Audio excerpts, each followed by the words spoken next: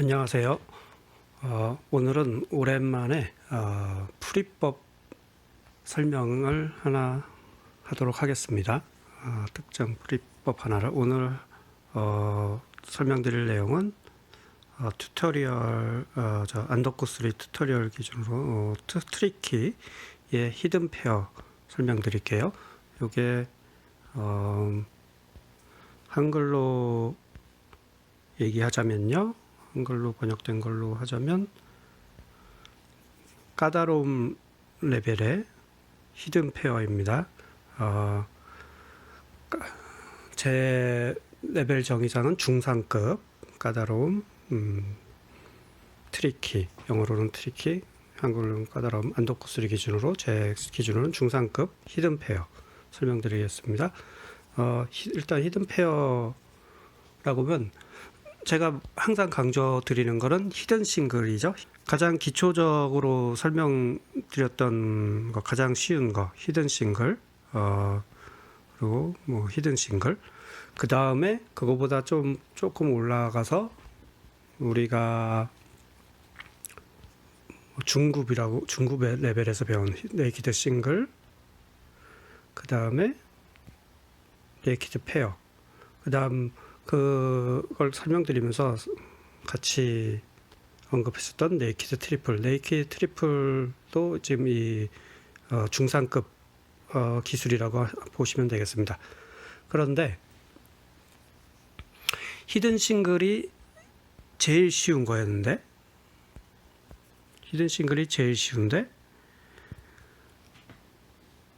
이 히든 페어는 왜 이제 와서 나왔느냐?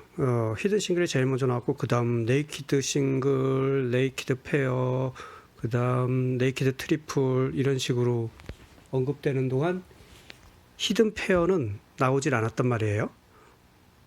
이 말은 이게 지금 쉬운 순서대로 나오는 거니까 히든 싱글은 굉장히 쉽지만 히든 페어는 네이키드 싱글, 네이키드 페어, 심지어 네이키드 트리플보다도 활용하기에는 조금 난이도가 있는 기술이다. 이렇게 생각해 주시면 되겠습니다.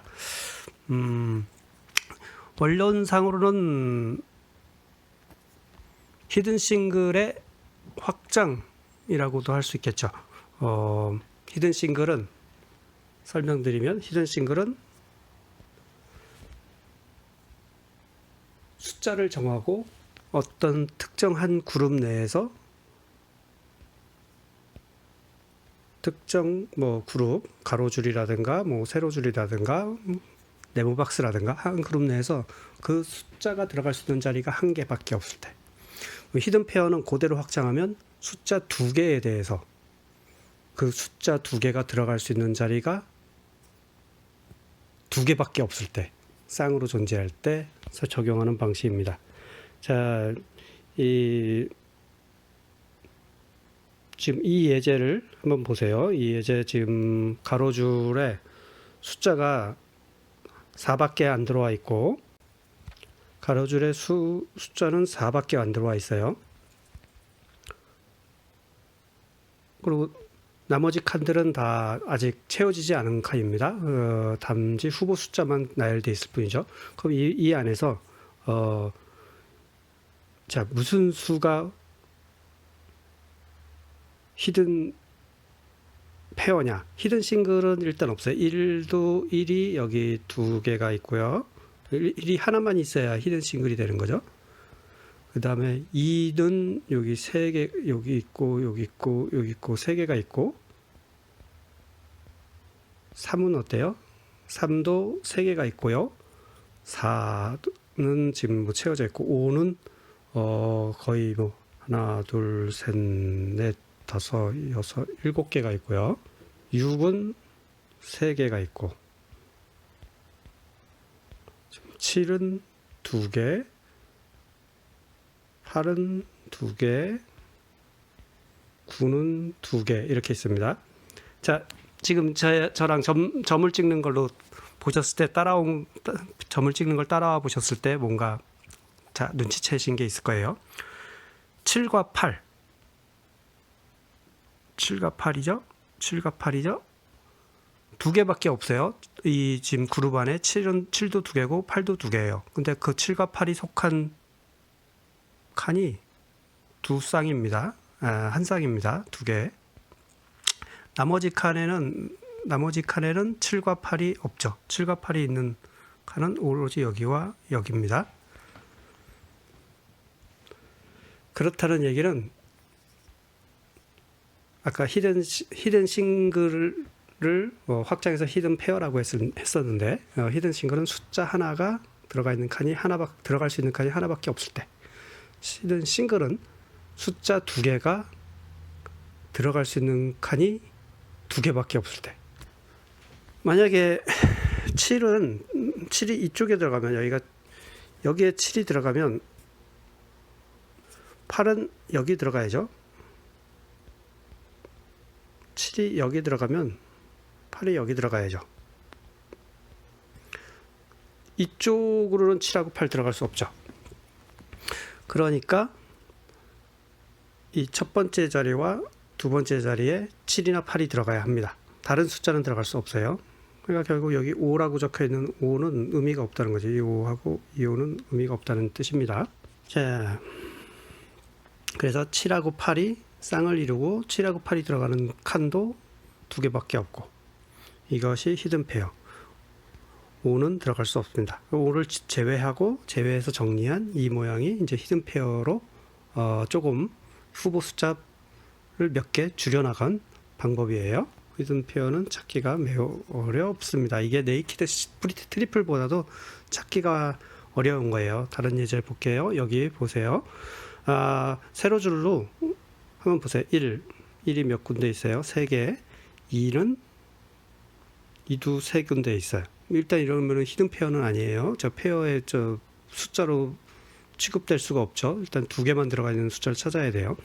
3은 이미 들어가 있고, 4도 들어가 있고, 5, 6도 2개, 7도 3개, 8은 2개, 9도 2개인데 6하고 9가 두 개씩만 있으면서 같은 두 칸에만 가능합니다. 이러니까 두 개의 숫자가 두 칸에 집중되어 있다. 히든 페어. 그래서 그 칸에 나머지 숫자는 필요가 없다. 필요가 없는 게 아니라 있으면 이유가 없죠. 들어갈 가능성이 전혀 없으니까. 한쪽이 6이면 한쪽이 9고 한쪽이 9면 한쪽이 6이니까. 그래서 그걸 지운다. 이래서 정리하는 게 히든 페어. 자, 이 예제는 이제 한 네모 박스였습니다. 아까 처음 예제는 가로줄였고 두 번째가 세로줄였죠. 이번에는 이제 같은 네모 박스 왕창 확대해서 보겠습니다. 자, 숫자는 4와 7과 8이 채워져 있고요. 이 숫자 안에서 지금 1 볼게요. 1. 그다음에 2 볼게요. 2. 2는 3개네요. 3은 3도 두 개만 있네요. 그 다음에 4는 여기 있고, 5는 이쪽과 이쪽, 6은 여기 있으니까 6은 두 개가 일단 아니고, 7은 채워져 있고 8도 채워져 있고, 다음 9는 여기와 여기. 자, 볼까요? 어떤 게 페어죠? 3과 9. 요게 지금 페어입니다. 3, 9.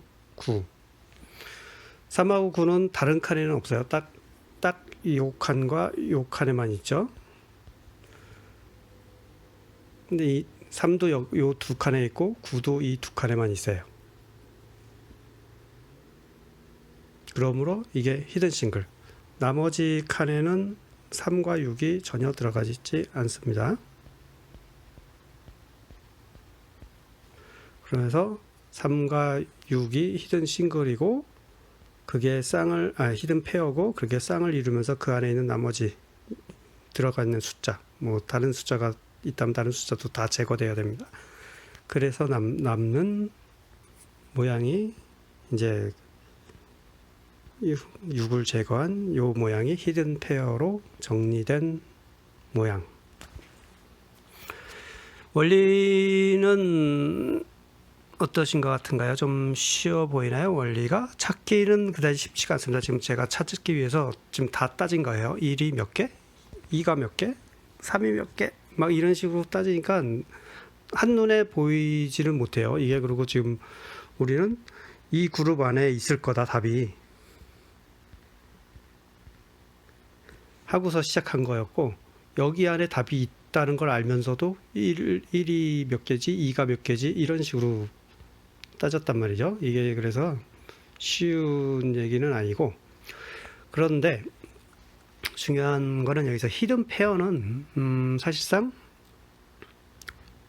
네이키드와 히든과는 서로 반대되는 특성이 있습니다. 그러니까 요 3과 9가 안 들어간 칸이 있잖아요. 여기 지금 126, 256, 56, 12 이게 지금 보면 뭐냐면 요거는 나중에 아직 배우진 않았는데 나중에 배울 건데요.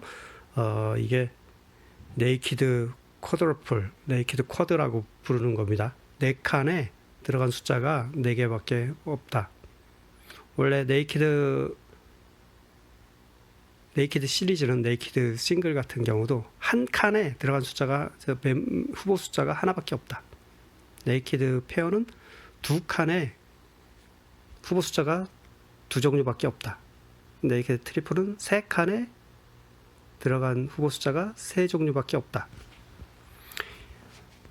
네이키드 시리즈와 히든 시리즈가 좀 헷갈리는데 네이키드는 자리를 먼저 얘기했고요. 히든 싱글이나 히든 페어는 지금 숫자를 먼저 얘기한 겁니다. 숫자가 하나인데 그게 들어갈 자리가 한 군데밖에 없다. 이 히든 싱글. 숫자가 2개인데 그게 들어간 칸이 2개밖에 없다. 이 히든 페어. 네이키드 페어 같은 경우는 자리가 2개인데 들어가는 숫자가 2개밖에 없다. 히든 페어와 네이키드 페어의 차이가 그렇습니다. 그럼 이게 뭐 어떤 재밌는 점이 있냐면 지난 예전에 배웠던 네이키드 트리플, 이 네이키드 트리플을 보시면 분명히 요거는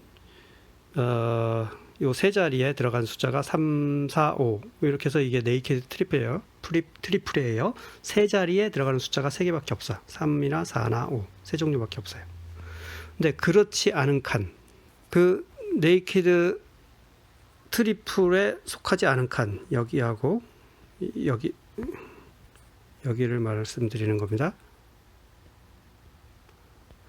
그 안에 뭐가 있냐면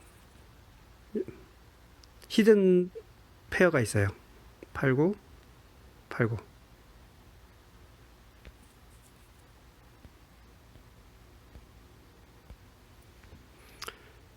이게 다시 말해서 무슨 말이냐 무슨 말씀이냐면 숫자가 3개가 채워진 4개가 채워진 한 그룹에서, 그럼 4개가 채워졌으니까 아직 안 채운 칸이 5개가 있겠죠. 하나, 둘, 셋, 넷, 5. 숫자가 채워지지 않은 칸이 5개가 있는데 그 안에 네이키드 트리플이 존재하면 히든 페어도 있는 거예요. 빈칸이 아직 5개인데 네이키드 트리플이 있으면 나머지 2칸은 사실 히든 페어예요. 이 경우는 히든 페어로 찾을 수도 있었지만 네이키드 트리플로도 찾을 수 있었지만 히든 페어로도 찾을 수 있었던 거예요. 어떤 게 눈에 먼저 뜨느냐.